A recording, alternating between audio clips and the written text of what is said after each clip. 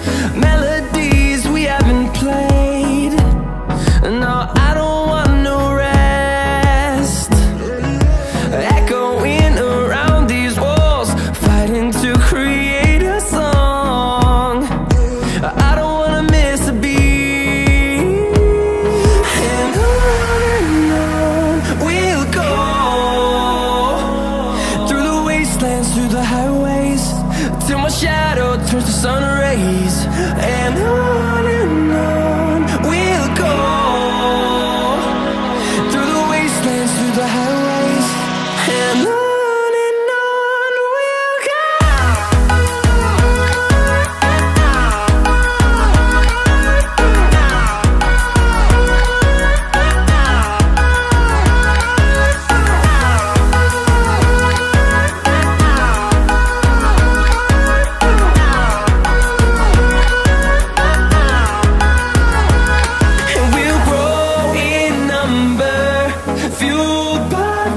See the horizon, turn us to thousands, and we'll grow in number, fueled by them to see the horizon, turn us to thousands, and on we'll go.